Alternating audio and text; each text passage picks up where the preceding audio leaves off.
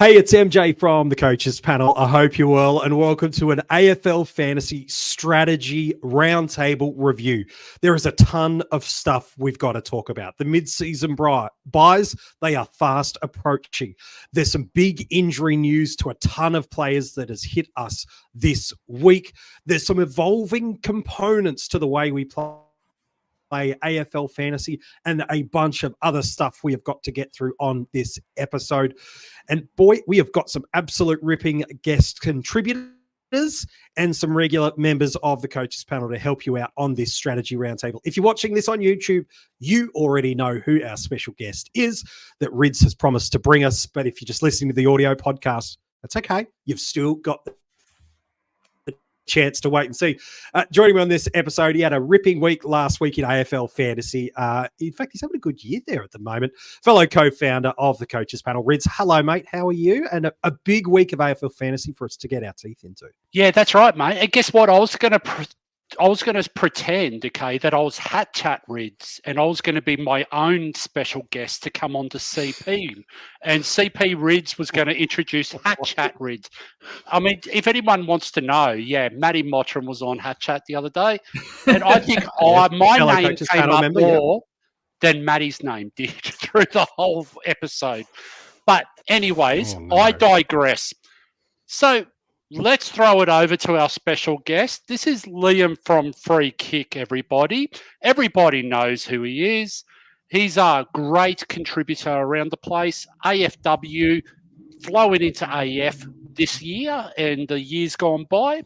But he's just a world of knowledge. So a couple of months ago, I slid into his DMs on Twitter, or well, I think it's called X these days, but I'm just... You can keep it at Twitter. Sorry about that. Yeah, let's just say Twitter. Yeah.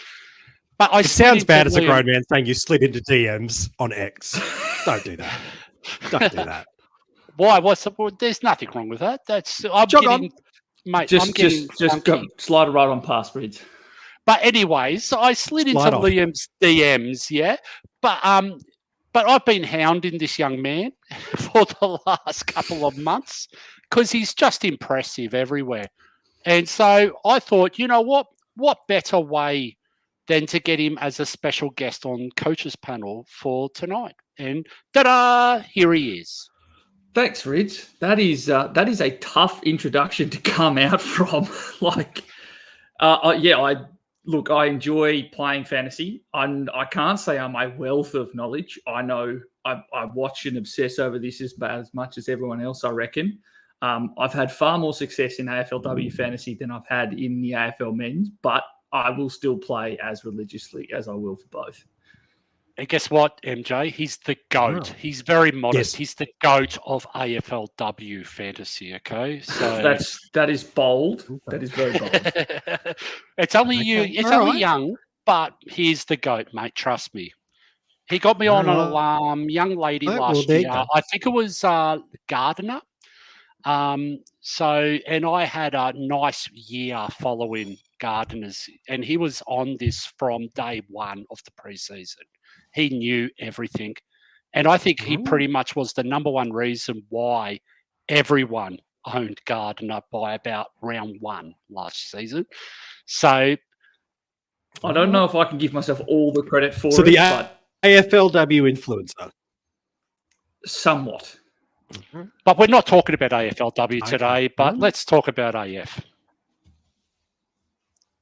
All right, let's talk about AFL Fantasy. There's a bunch of stuff, like we said at the top of the episode, we want to get to. There's some bargains, there's some fixture analysis, there's a bunch of injuries that people have navigated their way through last week and yet again are going to impact our squad depth, our bench hygiene, and the trade moves that we want to make. But we really do have to start the episode, boys, looking at the mid-season buys. It does feel crazy to think that it's less than a month ago now that we were just coming out of our first block of best 18 fixture matchups. I know some teams might have hoped they continued on over the past month, but we're about to venture into that from around 12, and then the subsequent 3 weeks after that, it will be best 18. You will get 3 trades per week. So we should see some nice acceleration of our teams and a bunch of different changes. But maybe, Rids, I'll start with you. And no, actually, we'll start with our guest. We'll start with Liam. As teams that had these mid-season buys, they have surprised a few people, and structurally they might have got themselves caught out a little bit. What's some things that you can do over this round 10 and 11, and then you'll get 3 trades in round 12? How can we use these 7 trades available to us to not find ourselves in a kind of a starting position of the buys where we're on the back foot? Yeah, I reckon that the main thing you probably want to be doing is just lining up how many premiums you have on each buy, and just then working backwards and going, all right, am I going to be left in a situation where I'm out 6 or 7 premiums, possibly more, particularly for that first buy when you're not going to have as much time to fix it? Then I usually just go through and go, all right, how many rookies do I reasonably expect to play? Particularly in those first 2 rounds of buys when you've got the most set of trades to try and fix it up. If you're running into difficulties, you're probably not going to be looking to trade in additional players on those buys. But I don't think the rookies are necessarily ones that you need to do, well, it's 2 weeks away, I've got to get a non-round 12 rookie immediately. Because what's actually going to be more important for the rest of your buys is making sure that you've got players that will actually be there for all 4 weeks. Because there's nothing worse than going, all right, yeah, let's hop on a 205K. Let's jump on Matt Roberts last year. And then 2 weeks later, he's out of the side. And he becomes a red dot through the buy rounds, and you're left with a real problem. You need to be making sure. And because we've got those 2 trades, you're probably basically in that round 12, you're probably going to be using 2 of your 3 trades to downgrade rookies. You can start to then work backwards from there and go, all right, if I need rookies to play in any one line because I'm a bit overloaded, that might be my week to bring in the best, the cream of the crop on that week. Maybe not get the massive upgrade that I really want, and then look to kind of push on from there, having now had, at least probably 5 or 6 trades to really fix your buy structure from now. It's good. Brits, what about for you? What are some other just first things we can do for coaches that are gone, I haven't thought about it, I was focused on the first 6 weeks, I've just then I had to get Dacos, I had to get Gorn, I had to get all these guys at great price points that were hurting us or that we'd faded or whatever had happened. What's just some simple quick fix stuff we can do over these next 5-6 trades to help us over these next 2 weeks before we get there?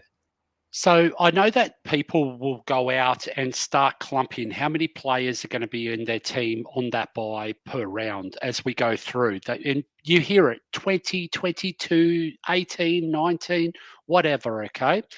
I always look at it, and we've been doing this for a long time, yeah, MJ? We always look at our premiums on each line, because you're no good having premiums on the same buy in a particular line if you've only got 2 spots, okay, on the bench to actually put them onto. So the idea is try and just level it out. But when I say level it out, try and see whether you can use DPP, whether you can use the util position to try and loop them on, have your strategies there. Then what I do is I actually go a little bit deeper. I try and forget the mid prices, because I just class them, okay, whatever happens, happens. I go in and then I start looking specifically at the rookies and going, who has the best matchups with the later buys? And the perfect example of this, okay, is round 12. You've got Collingwood playing Western Bulldogs. You've got St Kilda playing West Coast, and you've got Richmond playing Geelong. I'm going to prioritise any rookie that appears for those 3 teams. And I'm talking about Collingwood, St Kilda and Richmond because they're round 15, okay? I'm going to prioritise any rookie for those 3 because of that nice matchup, because I want to try and at the very least, loop them on to be a best 18 option as I go through. Yep. But you got to do a little bit of preparation, okay, when you enter the buys, because you want to go, what time's the game? Who's going to have the E on the bench? How do I get them off the ground? How do I position a DPP? Because you might be able to loop an F6 and an M8, for instance, with a forward mid rookie. Sure. Okay. And that's sort of planning that you got to do. And that's probably, some people who are casuals, I don't think there's many casuals that listen to us yet. We all overthink this game. No, probably not. You wouldn't think so. And if there is a casual, the last thing they want to do is listen to me talk rubbish all the time. So the thing is, okay, you just got a plan. I like to do it in a spreadsheet, and then I actually show who is actually in my team each round. And then I plot out who's coming off the buy and who's the one that's going to be the value option if there is any value. Example, Tom Green after round 12 this year, or Connor Rosie after round 13, and so on and so forth. Yeah. Now, if I already own them, that's all well and good, yeah? That just means I have to find an alternative trade-in target coming off their buy. So that's how I like to do it, okay, MJ? I like that. I want to pick up on this idea of value through the buys in a moment, but Liam, you alluded to about these cash cows and coming up in the back portion of our buys, and Rid's unpacked that a little bit more. A lot of teams do have an element of a dead weight somewhere in their teams. It's not uncommon to see a Marty Hoare, a Zach Reed, even a Nick Caulfield still stuck for a lot of teams in that D8 position. Do you prioritize moving off these already existing dead options in the buy? I know the answer is team dependent, but how do we help people prioritize which are the right moves to get out of it, as opposed to just cop it on the chin and not force it for a 40 on field? I reckon we've got the advantage this year, particularly. Like D8 is quite often a dead spot in addition to R3. We've got a big advantage this year in that a lot of people have a lot of DPP flexibility through their defenders. So it's decreasing or kind of de-risking it for a little bit. I'd say, though, that a lot of it comes down to sitting down and genuinely asking yourself, if I'm trading a rookie in, what is the likelihood they're going to play 4 weeks? Are they coming in because there's a 1 week injury, 2 week injury? Have we seen them play in this side before? Is there a reason why they're not playing? So I actually think that someone like Zach Reed is a great, if you haven't already got him, now I already have him, generating me no cash on my bench, but he was someone who's picked round 1, and rookies that are picked round 1 are far more likely to be playing throughout the entirety of the year than rookies that are picked at any point after that. Zach Reed plays round 1. And even, if there are any other examples of those kind of injured players that started playing at the beginning of the year and then are coming back into the side, they are far better selections more often than not than the rookies that just appear as let's just get them in. And then 2 weeks later, they're the ones that, I traded a red dot out and I generated 100K, but I'm stuck with a red dot again. I'll tell you the perfect example is Riley Sanders. Okay. Yeah. He's actually playing in the VFL. Yeah. He's just out of favour right now. He did play round 1. We know he's a high draft pick. He is going to get more games. Okay. It's just going to be the timing of when they happen. If you own Riley Sanders, that's a red dot on your bench right now. But there's every chance he's playing through the buys, MJ, and he's got a later buy as well. So, and I know that his break-even's up around the 84, 83 mark at the moment. So he may not generate the cash, but he's going to have a score that's going to be really nice in your best 18 makeup. Yeah, I think it's true. I want to talk with you, Liam, in a second about cash cows and helping us prioritize the ones to get off. But before we move away from the buys, Rids, you mentioned obviously we're going to be able to, once we get into round 13, 14, 15, we're going to have this upgrade cadence of getting a bunch of value options. And you've already alluded to a few in Rosie and Tom Green. We'll talk about those guys a little bit more over the next couple of weeks. But you mentioned around these value options that can run through the buys that are in that spot. Are there some players that you kind of go, okay, they're in that round 15. I know you alluded to cash cows before, but is there someone that's in that mid-price madness territory that you go, look, I could get a 4 or 5 week hit? Do you look at those sort of players to get value output and flip at the buy of 15? Or are you purely not interested in playing the Broadbent strategy, I suppose you could call it? So this one here, there's a perfect candidate this week, and I'm glad you mentioned the Broadbent strategy. It's Ed Richards this week, MJ. We got Libba, who's out of and he's not playing mids. He's a high CBA attendee when he is playing for the Bulldogs. Ed Richards is pretty much his like-for-like replacement, Bevo style. However you want to interpret that, that's what it is. Picking him from a different line, having never played midfield before. Yes, Classic exactly. Bevo. Yeah, correct. But the Perfect thing Bevo is, selection. he is absolutely fits this, radio. If you don't have enough money and you want to generate a little bit of money to try and get to a higher premium option, like higher is in price tag higher, this guy may very well be some sort of, having said that, Clary Oliver obviously sitting there, yeah? Like he's absolutely sitting there screaming at us. Yeah. But the thing is, that's who I'm looking at targeting now. Because when they have their buys, there is a bit of a twofold, yeah? I'm sitting on the fence. I'm hedging my bets. I'm looking for the scores, but I'm also not scared to jump off them when they buy hits and go to someone else when they generate a bit of cash, okay, who's coming off their buy.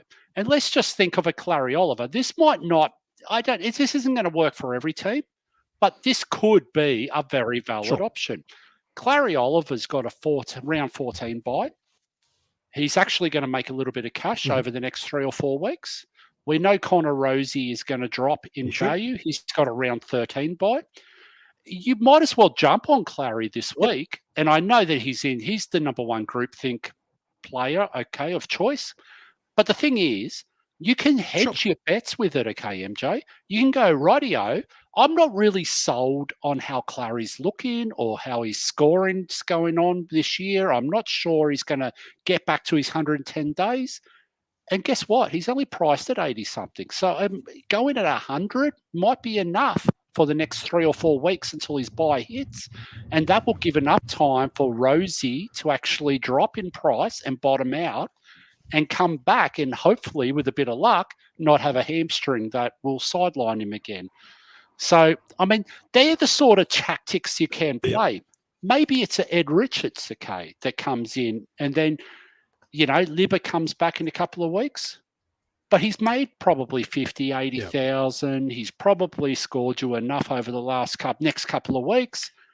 It might be a Tom Green then. Tom Green after round 12, and you might just go straight to the Tom Green. There's plenty of ways you can play this. Now, if you already own these value guys now, it doesn't mean that you have to continue to shop for value anymore. You can, the option is there to go to the top end. You can go and explore the Zorko, get the Dunkley. Exactly. Or a Dawson if you've missed Dawson or whoever it is. They're the sort of decisions, and that's why it's team dependent, because everyone would have a combination of these players across the board. So you really need to sit there, work out who you got, who you want to target off each buy, work out exactly how much money you're going to have to do so, because often through the buys, there's 3 trades. You can do 2 down and 1 up, so you can get to these guys, at some point in time. So that's how you're going to have to do it. But it is going to take a bit of planning,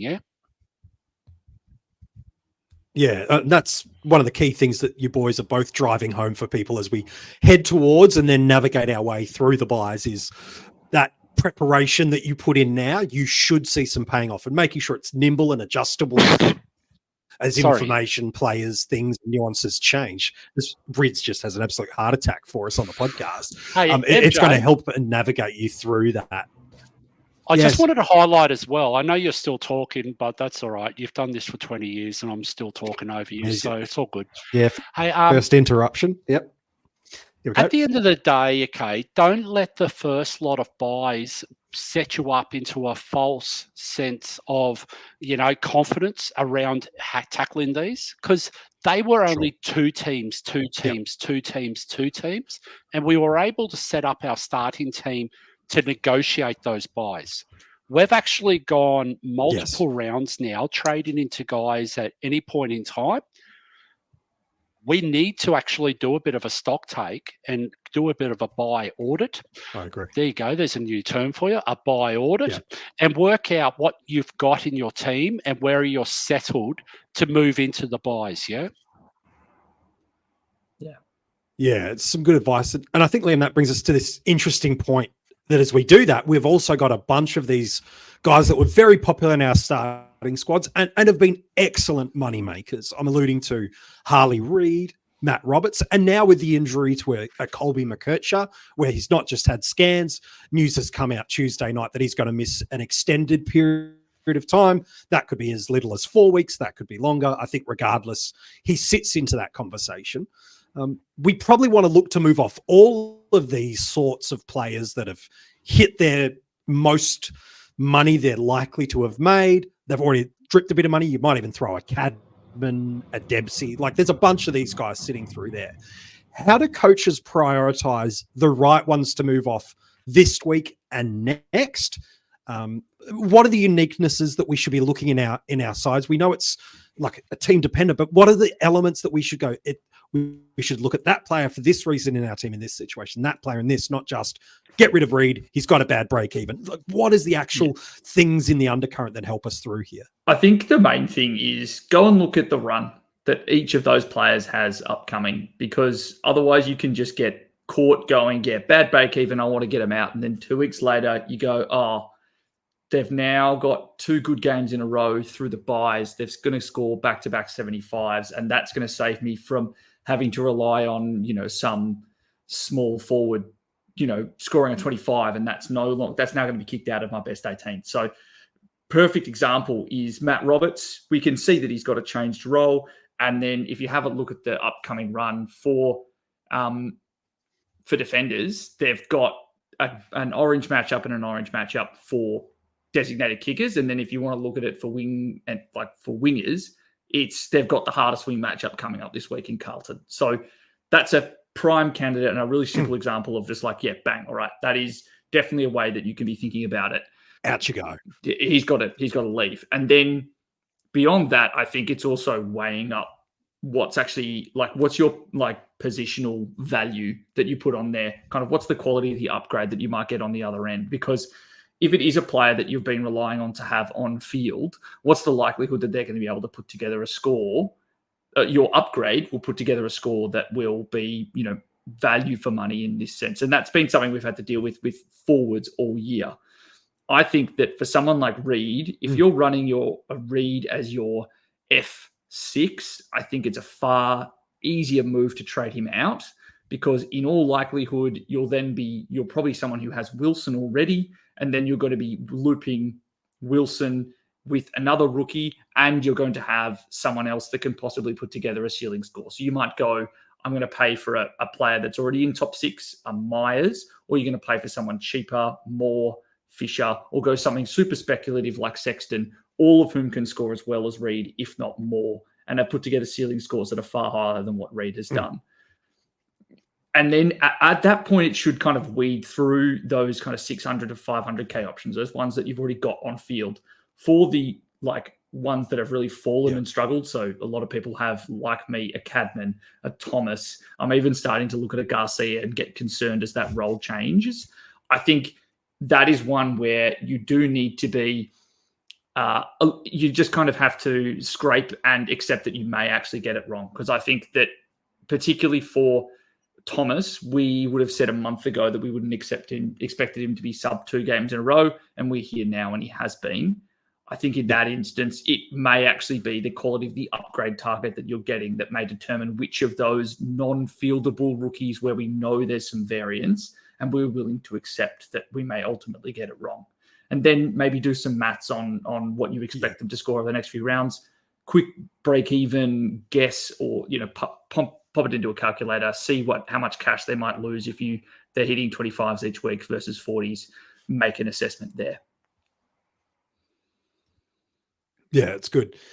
Rids, talk to me then on almost the other side. While we've got a bunch of these cash cows hitting, as Liam's mentioned, well and truly they're in money regression for us, and now fixtures and what we're trying to do with the quality of upgrades is going to help us.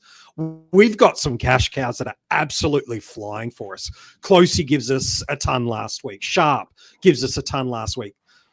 Wilson's past month, outside of probably Zorko, Heaney, and Flanders, he's been as good as any other premium forward we could have asked for on what he's been doing over these past couple of weeks.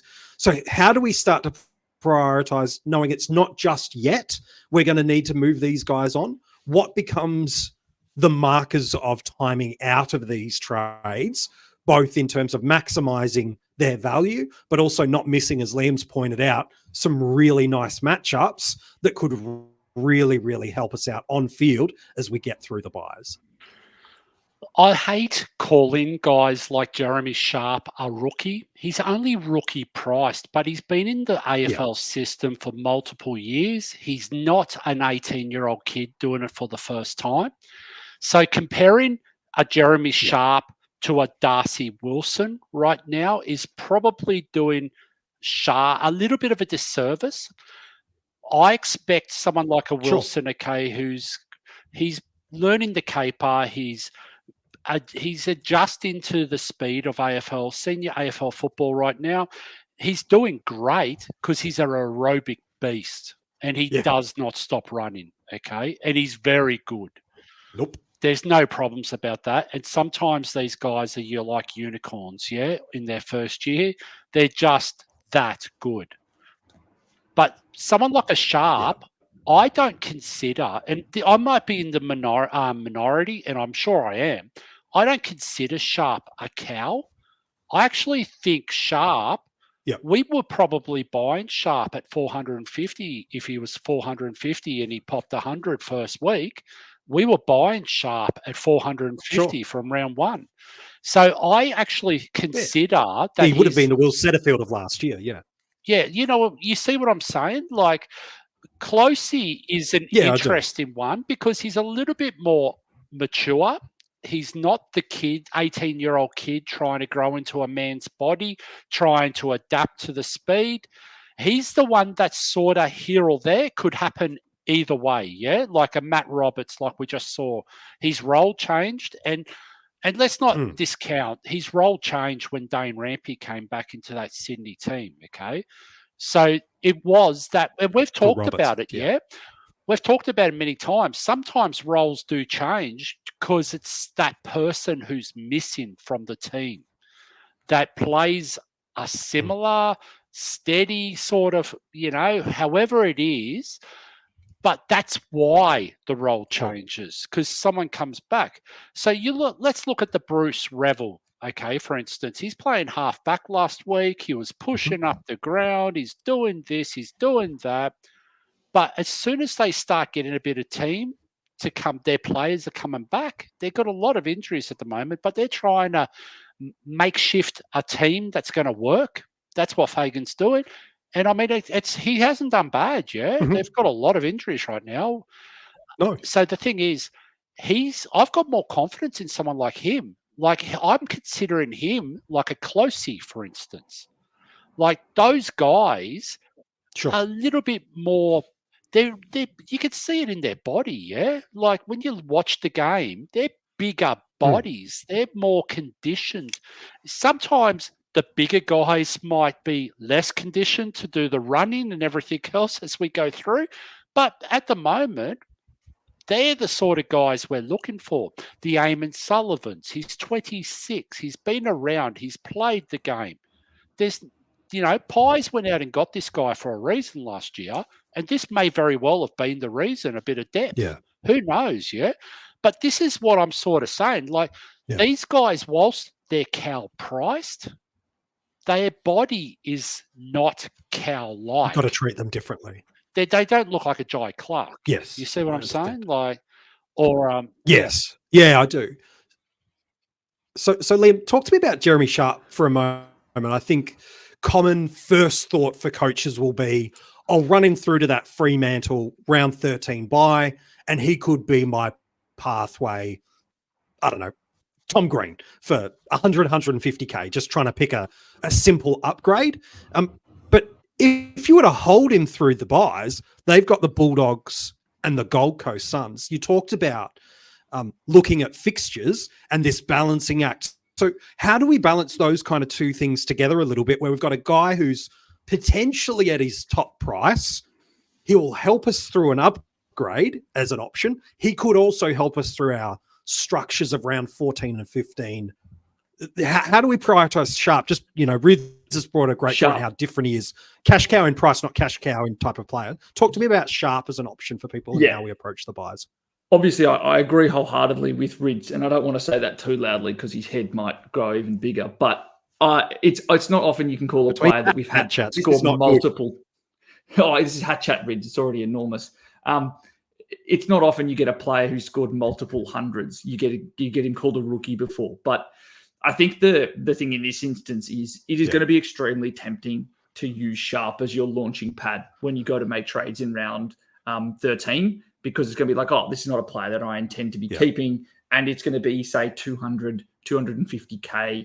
You're going to have two other trades. You might even be able to do a slight sideways and then a downgrade. And then you've got a Jeremy Sharp full upgrade. I think that's probably the wrong way of conceptualizing it, because you're going to have also probably, and this kind of goes to the piece that Rids was talking about earlier, and like characterizing the different players you have in your team. As if you're going to, if they're full premiums, are they rookies or are they kind of in that mid upgrade zone?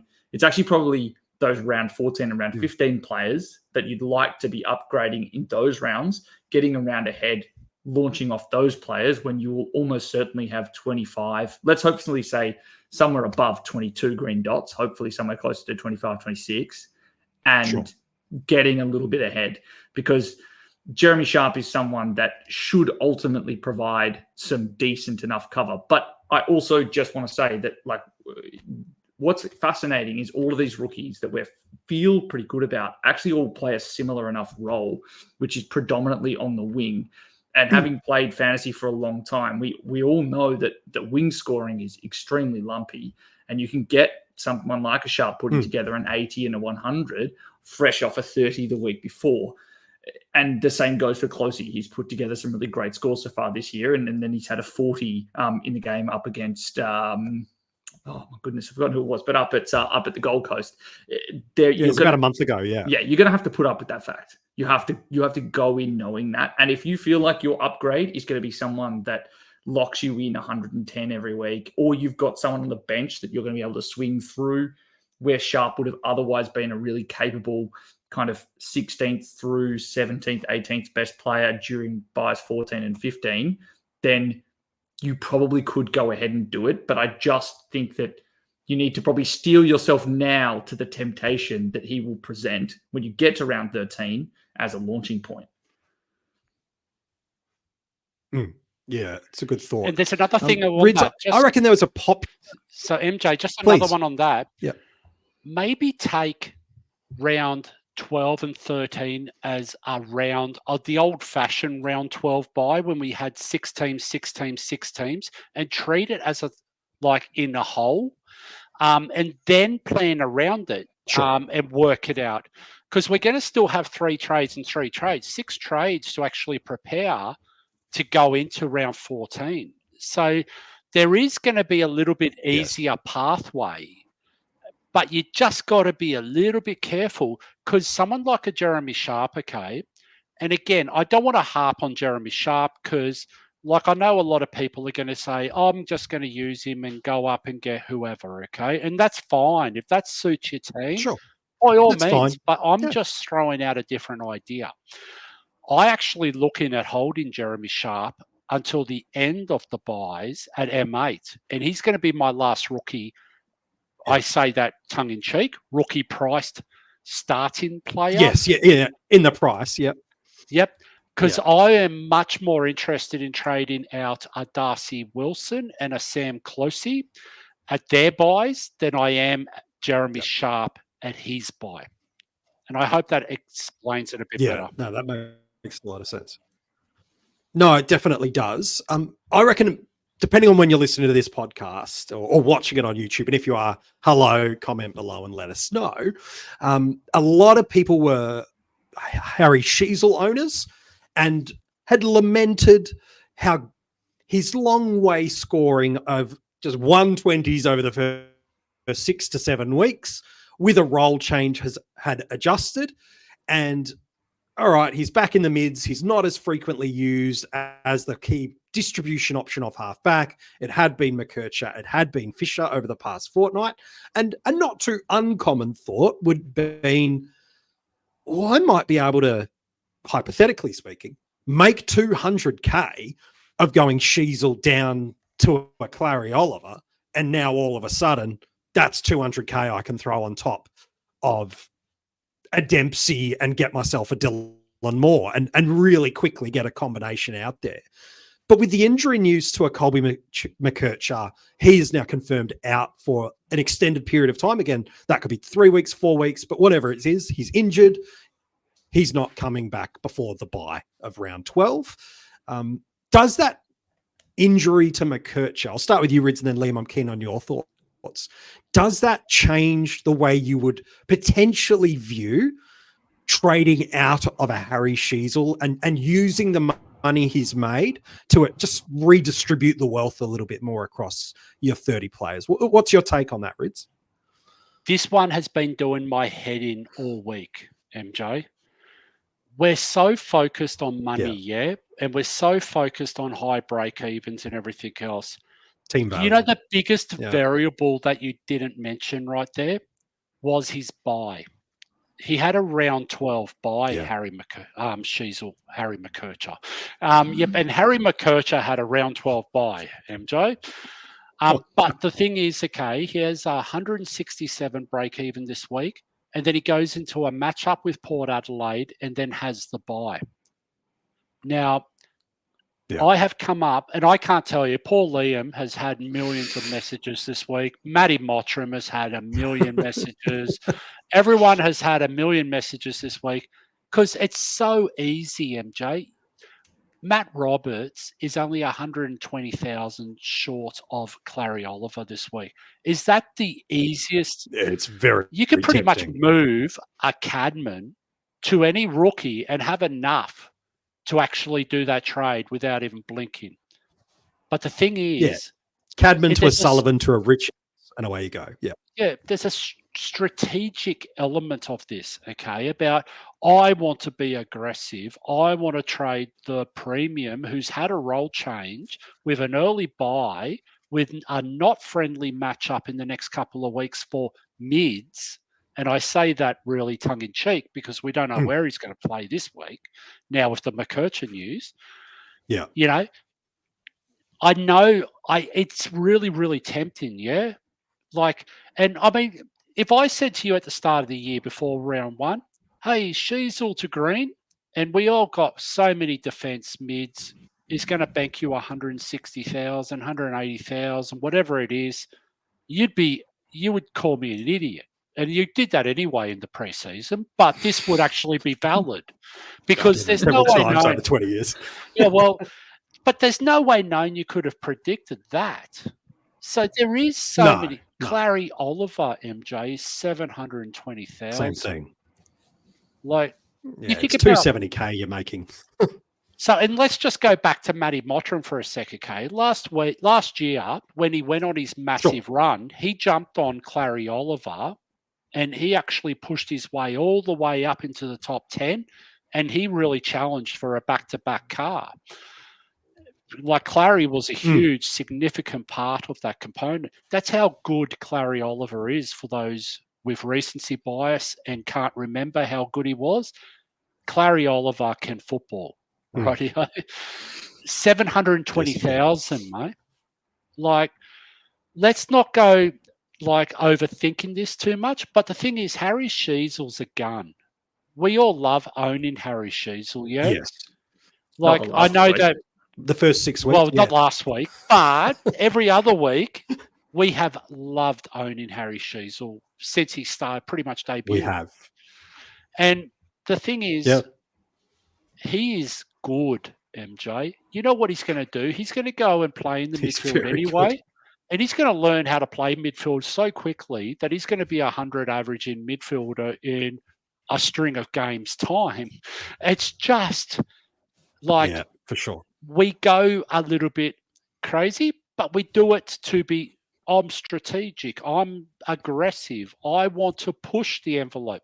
It's right on that fine line. And I know Maddie talked about it last night in Hat Chat, but Maddie and I have been talking non-stop the last couple of weeks about forcing trades. This one is so minute, okay? It's such a fine line. It's got an element of force in the trade. Because really, like, the fact is, like, but you get something pretty on the flip side by forcing the trade, and it is aggressive because you can get a leg up against everyone that decides to hold Harry Sheezel if the role maintains and he goes to 90 average over the next few weeks. Who knows how this works out? Yeah. At the end of the day, we use sound logic, yeah? And we try and base our decisions on sound logic. What's our gut feel? What have we seen? Correct. What have we heard? What are we trying to do? And then at the end of the day, luck will determine whether we nail that timing of the trade. And like, I mean, I traded into Rowan Marshall last week, okay, MJ? But I did it more because you know what I'm like. A great, but I did it so I wasn't with aggressive to the hill. groupthink against English. I did it because I Around went, English. Yeah. Marshall and English are going to average the same. 3 weeks ago, Marshall was the flavour of groupthink world, and people were force trading into him at over $1 million.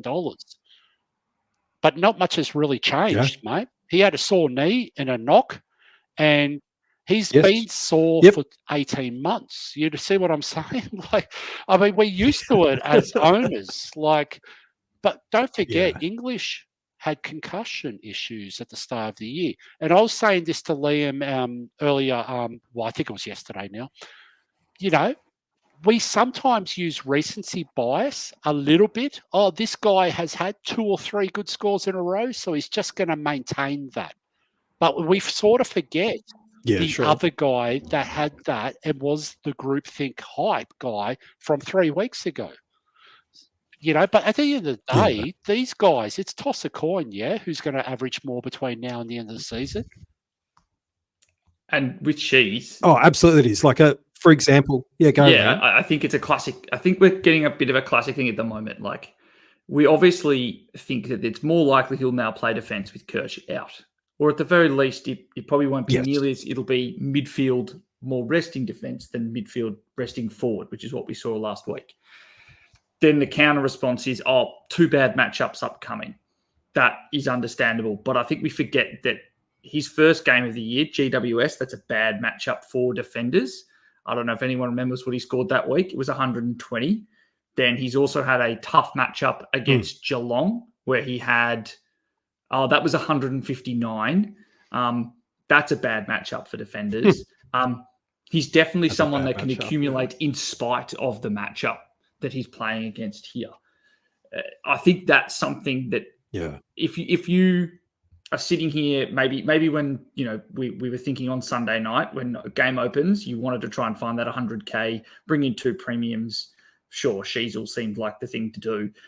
If you change that and say, well, maybe he isn't playing full-time defense, but maybe there's more defense than he was playing last week, remind yourself of how good his scoring was even in tough matchups. Like, I think that the Port Adelaide game poses a far less of a problem than Essendon, because if he's playing in defense against Essendon, I expect to see him get a tag, at least in part of it. But at least remind yourself of his scoring even in harder matchups, because that's what you're going to be trading out of no matter what happens. And you are locking in a potential loss of cash based on what he was at 2 weeks ago.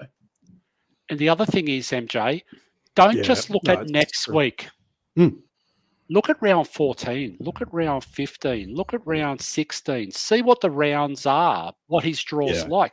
He plays West Coast straight after the bye. Then he goes into Collingwood and Melbourne the next 2 games. None of them are really over tough matchups for what he's going to play. So I wouldn't mind those scores being on the ground for me through the buys, because that's going to be the most important one. So there is a strategy that you could do, and I sort of threw it up in the CP chat yesterday, okay?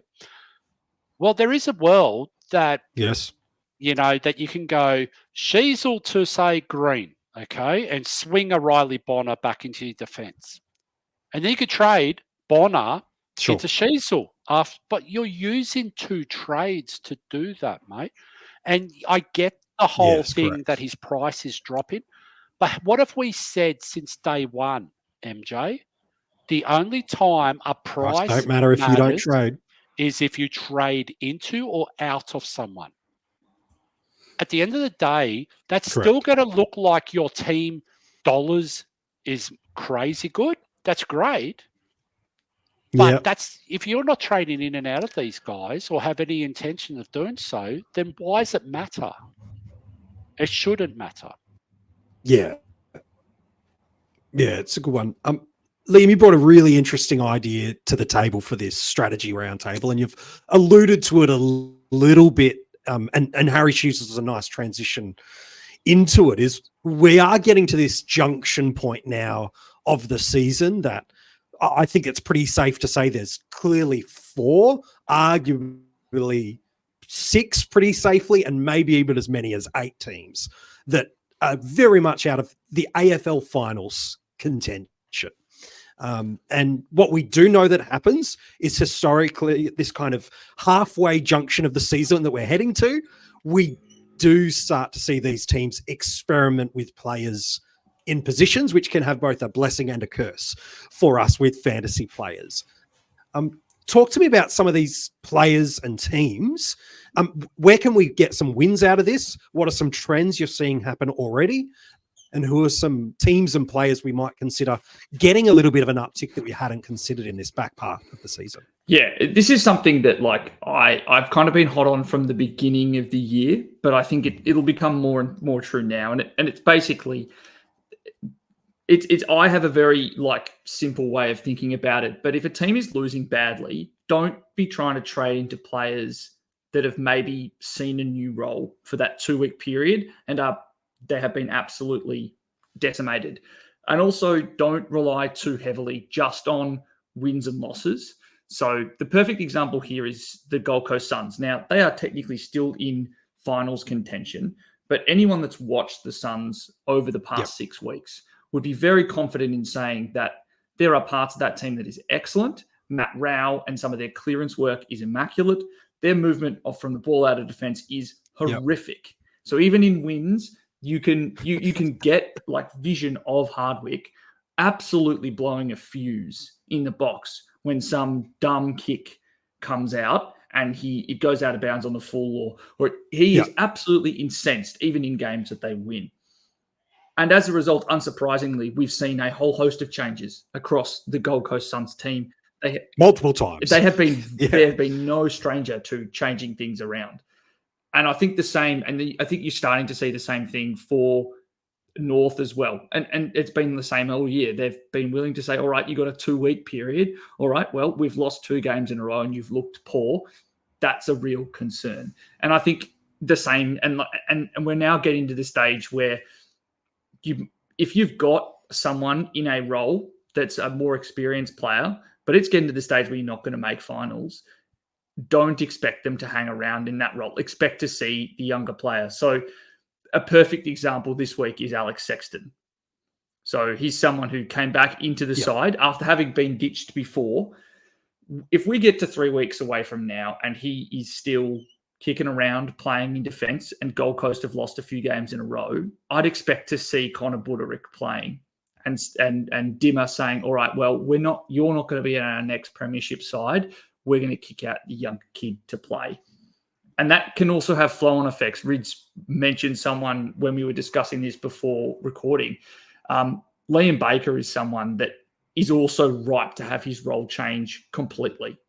Because not so much because he's doing anything poorly himself, but it's quite often that someone else needs to move into a midfield, or they're going to try and get a look at a Tyler Sonsie as a full-time inside mid. So Liam Baker, who can play everywhere, gets thrown in a different position. So I think it's for those, you need to start looking at the teams that are at the bottom of the ladder and going, okay, you can expect a trend towards younger players and you can expect a trend towards newer roles.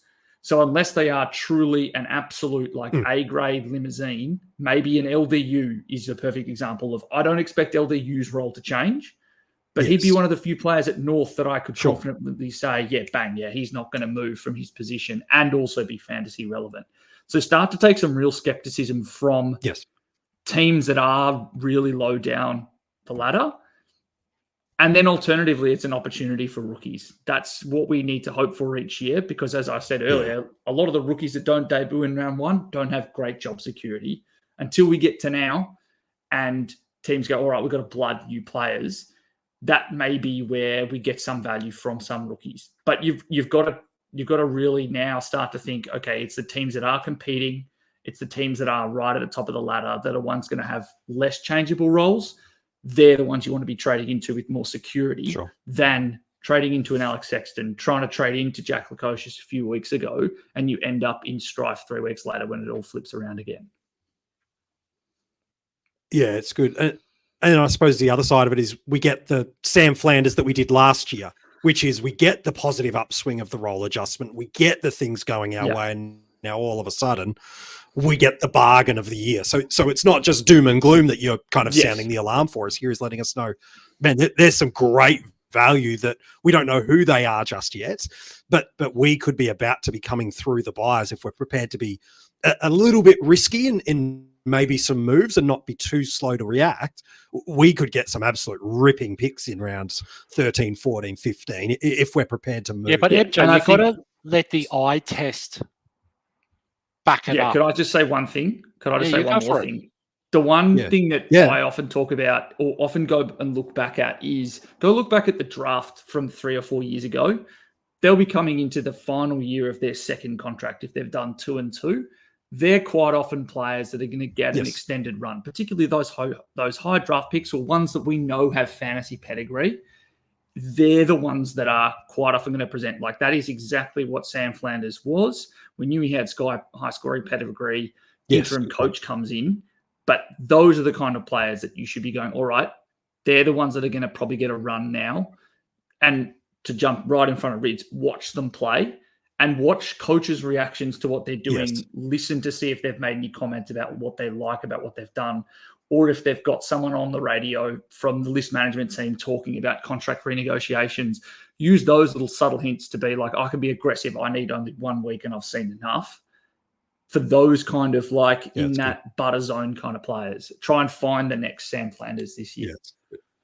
Yeah, and there's a perfect way. We got coaches' votes every week. Sometimes we see some guys getting named in coaches' votes and we raise an eyebrow. That's where you can start paying attention because you know what? All I heard in the media last week from Dimmer after the game, or this week, I should say, was, I'm so proud of Alex Sexton. I gave him a challenge. I sent him back to the VFL. I challenged him to get better at things. And he came back and he took his opportunity. You heard the language, yeah? So if you suddenly see Alex Sexton's name being done in coaches' votes as well, I can tell you that's from Damien Hardwick because he is proud of the guy. So that's what you want to start taking out of this. But you got to watch them. You got to listen to the pressers afterwards the game. You got to see what their coaches are saying about them in interviews. You just got to take it all in. And sometimes life gets in the way where we can't. There's enough apps out there these days that we get highlights and stuff. No one's expecting anyone to sit there and watch every game of football for every week. No, of course not. We do want to live life, yeah? We've all got families. We've all got friends. We've all got girlfriends or wives or kids or just remember life gets in the way at times. But you still got to, when you invest your time and dedicate it to fantasy or whether it's whatever hobby you do, you dedicate your time and you try and maximize what you're getting out of it. Okay. And that's the thing. And I mean, how hard is it? We could be sitting on the smartphone watching TV. We can be just watching crap. We can read crap. We can do whatever we want. Okay. But the fact of the matter is, we got it all at the ends of our hands right now. So let's utilize this, but don't let it control your life. Yeah, that's really, really good. Two last things before we wrap up the episode that I want to talk about. Is there's this interesting spot I think we're in at the moment. We've talked a lot about these value options that are presenting to us, and understandably too, by the way, why so many people that didn't get into Clary last week are going, even in a tough matchup on fixture. Whew, boy, I think it's like 6 free kicks against or something crazy. Like it potentially is a 25-point turnaround right there. Talk to me about this interesting spot we're in, lads, where you've got players such as a Clayton Oliver that is just undeniable value, 200 odd thousand off, if not more, from their starting price, had cause for why the scoring had slowed, and now those reasons seem to be turning into that positive uptake. And then on the other side, you've got guys that are at a top end price point, a Dawson this week, a Dunkley this week, a Zorko this week. Yes, different buyers, and I understand that, but players that aren't offering you any sense of value, but their fixtures for a 3 or 4 week run, their captaincy options, they could go runs of 130s, 140s and present value, maybe not in a financial sense, but in a scoring sense. How do teams kind of balance that out where it's like, do I go save myself the 200K hypothetically and get the Oliver? Or do I get the guy that fixture-wise could be the top scoring guy for the next month, be my captain, and absolutely shred it for me? How do teams, and maybe Liam, I'll start with you, and then Rids, you can bring us home on it. How do coaches make that differential decision? Because you can feel a little paralyzed, and then the dollars might define it. How do you make the decision when you're stuck in that kind of fixture versus bargain? This one's real tough. I do think that this is the most team dependent choice that you can ultimately make, and I think it predominantly comes down to your bench war chest, because I think that if you are like me running a number of 400k stalled rookies, then Clary Oliver is a far superior option just because of the volume. Like I can get someone who can average 105 on top of someone who, like Matt Roberts, has averaged 60 less, whatever it is. It's a pittance in the last few weeks. That's far more important to me than trying to find some way to come up with a really unique trade, trying to take a Sheezel down to a Dawson, if we want to use that example, or a Dunkley, or trying to take a Tom Powell up to Dane Zorko. I think it is kind of really looking at, well, what kind of cash do I have to spend, and how I'm going to make sure that I have a war chest to be able to use during the buys, as opposed to getting a bit ahead of myself and going, I need the shiny object now. I think that if you've got some good cash generation already, if you've got a Jordan suite that you know you're going to be able to trade out of, and you've already jumped on one of the Collingwood rookies and you're not sitting on a lot of red dots, then I think looking at taking a Tom Powell up to a Dane Zorko, for example, if you're not frightened off by the injury risk, then that might be a far better way to generate cash than a Clary, who, for all intents and purposes, you could probably afford next week. It does just come down to looking at and putting a number to it, looking at your bench and saying, how much more cash do I expect you to make, or how much I expect you to drop by the time your buy arrives, and then assessing, like, what is the more important priority here? Don't just leave it to, I think Clary will score this much. I think Dawson will average 140 over the next month. That's going to become an impossible thing, because it's so easy to get caught up in the hype. Like, I like shiny things in my team as well. It really does. You really need to be diligent and in thinking about what are the key driving factors to good scores during the buys. And it's quite often actually some planning on rookies now, as opposed to flying on the run and bringing in whichever 200K comes in any given week. Yeah, it's good. Reeds, your take on that? Yeah, so I 100% agree. Okay, so I do a little simple exercise. I go, who am I trading out? What's my expectation of the guy trading in? And then I work out how much points-wise that would be. And let's just say with a Matt Roberts right now, okay? I wouldn't say he's average. I'm not doing his average. I'm actually lowering his average because that's not the role that he actually had those pop scores in. Okay, so I'm saying he's a 60, 55 rookie right now. And I might be... You're going more the last three than the season. Well, I think you have to, yeah. You've got to be real about these things. Clary Oliver, I like to think I'm going to go the lower end of what I expect. I'm going to say he's a 100 guy. For that 120,000, I'm getting a gain of 40 points in that way. Then I go, okay, a Tom Powell. I'm going to, same sort of principle, okay? I'm going to call him a 75 guy. Dane Zorko, I'm going to call him a 110 guy. I know he's averaging a bit more, but that's what I'm going to do. How much dollars between them and how many points extra am I getting for that? And then work out who fits your team the best. Okay? Because at the end of the day, that won't hurt going Powell to Zorko with your buy structure because they've got the same buy. But Liam's 100% correct. It may not be improving your team. Like, we all want the shiny guy. We all want the captain option. We all want Dane Zorko versus Richmond, yeah? We all are 100%. Absolutely. But guess what? He gets it in. He might get 100 in the first half, and Brisbane might be 10 goals up at halftime. He might get a vest and finish and get an in-game rest.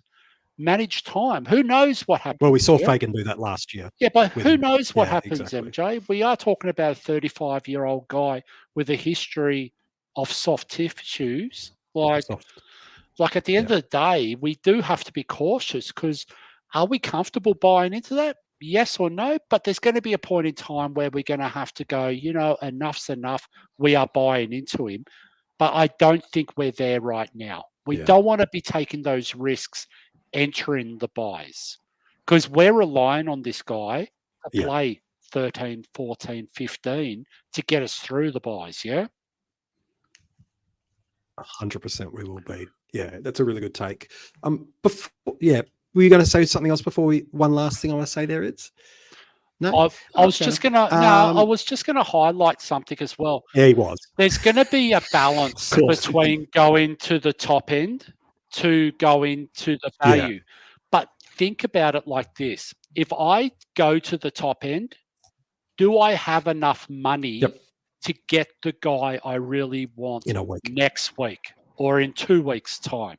Because you're going to have some sort of mind, okay? You're going to go, I want to trade into, let's just say, Tom Green at round 13. I want to trade into Connor Rosie in round 13, round 14. Work it out. Are you going to handcuff yourself? Are you going to stop yourself from having that ability to do so? And Liam's right. You look at the bench cover, but guess what? Jordan Sweet right now is an unknown variable because there is a possibility that you want to hold him all the way through to round 16 at this point in time. Absolutely. Don't bank on using his cash, guessing that Soldo is going to be back at round 14. We just don't know what happens, Yeah, no, it's a good call.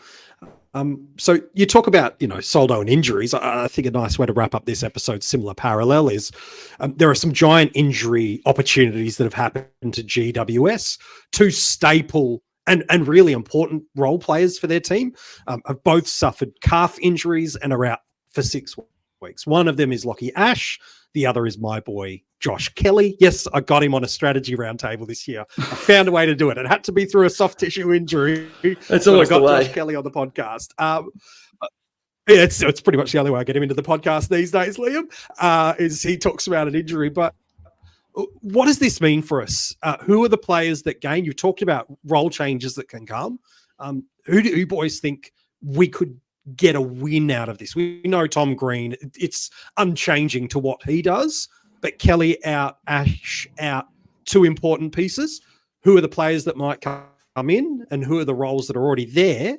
Maybe Liam, will start with you, that we might see some some fantasy-friendly scoring pop over these next couple of weeks? So I think the number one name is the most popular name from last week, and that's James Peatling. I think he's a candidate to come in and fill, given his capability as a winger, which is predominantly where Josh Kelly has been playing this year. And that's kind of the role he's typically played in these sides. And if you want to go even more roundabout, a player name that was very popular last year, Josh Fahey has been putting up some massive numbers in the VFL if Peatling isn't the name. I think the name that I think is actually most interesting for additional scoring is Finn Callahan. I think that he's the type of player that will probably most likely benefit from Josh Kelly being out, given that it looks like he went to the Josh Kelly school of learn how to become winger / inside mid. I think he's someone that may not necessarily be fantasy relevant right at the moment, particularly going into his buys at an awkward price, but probably just a name to be watching. And then I do think that you'll probably just see scoring bumps for most of the defenders. So Harry Himmelberg probably gets a benefit from Lockie Ash being out. Lockie Whitfield gets a benefit from Ash being out, and also Josh Kelly, just given that they often congregate in similar areas given their superior foot use. I can't see, I ultimately think that there's probably just going to be a sharing of that market share. I'm the one who gets the Rowan market share reference in this episode of Coach's Panel.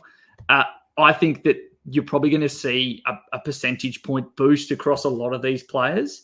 But I personally think that it's going to be those defenders that see the biggest benefit. And if you're a Lockie Whitfield holder and you've suffered those last 2 weeks, you've actually probably got a beautiful sunrise coming for you this week and going through the next 6 weeks. I'm going to throw up an interesting name, MJ. For you, any additional pieces? Yeah, I've got an interesting name that I just want to keep an eye on. I'm not saying anything's going to happen. Just keep an eye on him for the next couple of weeks. That's Nick Haynes. Sure. He played a lot forward last week. Yeah. He had a different role. He could easily slide into a wing. He could slide behind the ball. He's done it before. He's 590,000. He might be someone just to monitor over the next couple of weeks to see whether he gets a more fantasy-friendly role that comes from this, because he's the sort of Mr. Fixer that the Giants might go to. Yeah. And again, as you've mentioned, you get 2 weeks of sample size. You look at it, we know it's a 6-week injury. All of a sudden you get rounds 13, 14, 15, and boom, all of a sudden Haynes can get you through there as an example of how it could work. So yeah, it's a good shout from you, Rids. Liam, an absolute pleasure to have you on the podcast this week. Where can we find you? Find about the great work you've been doing. How can people keep in touch with you? If this is their first introduction to you, it's nice for them to meet you, but where can they keep in touch with the fine work you're doing in the AFL fantasy community? Well, you can find me on Twitter. I'm going to give it its old name, at Liam AFLW Fantasy. And as much as it's not going on at the moment, Free Kick is an AFLW fantasy podcast I do with 3 other hosts. It'll kick off at the beginning of July when the AFLW preseason starts, and then we'll run through the entirety of the seasons, doing similar to AFL men's podcasting, style and structure with a couple of pods a week and a whole bunch of different content out there. So yeah, please do, if you like the style of my analysis, welcome to a select group of people. You will probably hear similar things on Free Kick Pod as well. Nah, awesome. Hey, mate, it's been a pleasure having you on the podcast. A fantastic debut. I'm sure we'll get you back. And Rids, you're now 2 for 2 of promising me I'm going to bring some high-quality guests into the podcast. You brought Matty Mottram actually into the coaches panel fold now because of that. Now you brought Liam. So, Rids, as always, a pleasure. And you're 2 for 2 on your guests, so don't screw up the third, mate. MJ, I've already 3 from 3 too, because I've got Vams as well under my banner, I believe. So I think that's 3 friends I've got, mate. Yep. I've only got 3 friends. Don't discount. All right. Okay. Yep. Hey, listen, do you want me to do the Tim Guest You're a grand slam. Do you want me to do the Triple C League? Yes. Still? Yes, I was going to get to that, but if you want to hit that, that's fine. Go on. Hit us with the update. Where are you ranked? Because I think you had a good win last week. Oh, no, don't care about that. Where you're at, I'm just going to do the spiel that Tim sent us. Let me see if I could stuff this up. Yeah. Okay, so all right. Special. Yeah. So basically, if you don't know, the Content Creators Cup is a great initiative that the boys have done. The AFL Fantasy Fanatics getting all the not all, but a bunch of popular podcasters together in a league against each other. $5,000 grand prize for charities. Absolute content creator purgatory if you come last, which I'm well and truly heading towards at the moment. So we'll see how we go. But Rids, there is a little spiel you can give to give people a chance to get thousands of dollars of worth of value for free.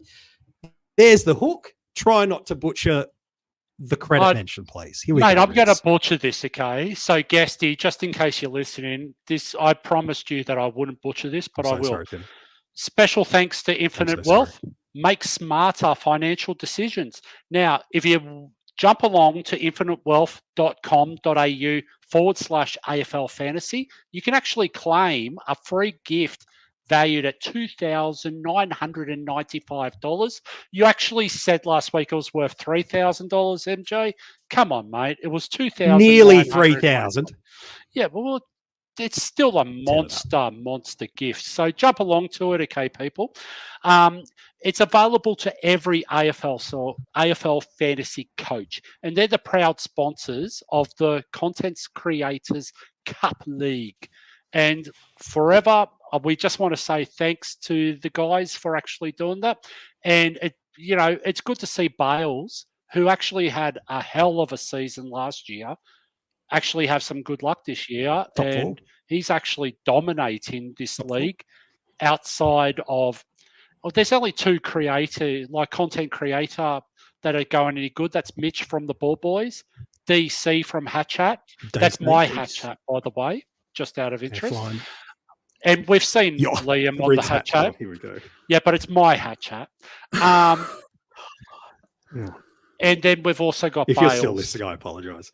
Yeah, so these guys are just legends. Anyway, I smashed Timmy Guest last week. If you want to hear about Timmy buying 13 properties by the age of 28 or something, or 29, go out, give him a call. He'll tell you all about it, okay? Or tweet him. That's even better. Or actually listen to Fanatics, okay? And they'll actually tell you. MJ, you lost, and Mug, again, you lost again too, Monk. So yeah, so I'm actually the AFL coach on the CP channel this year. So thank you very much. I can now see even though you wanted Monk to do is ranked higher in the league, but let's not get in the way of that. Yeah. Could you see it? I can pick it. I know why. Next week, if he gets absolutely pillaged, we'll end the podcast early. Yeah. Well, I'm out. Correct. He's got Hef next week. And so if Hef at the Keeper League pod gets it done, I'll be back to the read at the end of the episode. So you don't even need to check if I lose social media to find out. If Rids does the read. If I lose to a draft league coach, I will retire at the end of this year, okay? Keeper coach. Yeah, seriously. He doesn't even take fantasy properly. You have to know about this. Come on, Hef. Normally, everyone's just tuned out at this point, but Hef, I'm going to send him a message. Listen to the 110 marker of the podcast. There's a nice little challenge for you. Hey, Rids, as always, a pleasure, mate. Thanks for jumping on this episode. You've been a standout as always, mate. Yeah. If you want to go and check out and get that great opportunity from Tim that he's offered through the Content Creators Cup, the link that Rids mentioned and read through, it's actually in the description of this episode. So you can simply just go in, click that, and all the details of how you can get that, where you can get in touch with us at the Coaches Panel across our social media, as well as the details that Liam shared. Everything is in the description of this episode, as well as the links to become part of our Patreon supporter group. They get a ton of in-season rewards, extra content, heaps of extra advice. If you want to become a Patreon, the details are in there for that. And if you haven't listened to this audio episode ever before, make sure you subscribe and leave a 5-star rating. And on YouTube, let us know in the comments section below what your trades are for the week, and subscribe to us over there as well. Hey, good luck in round 10. We hope it is kind to you. There's lots of big moving pieces. I hope rookie roulette works your way. Your vice captain nails it early in the week and takes all the stress out of your captaincy consideration calls. But until we chat to you next time here at the Coaches Panel, we wish you well, and we'll chat to you soon.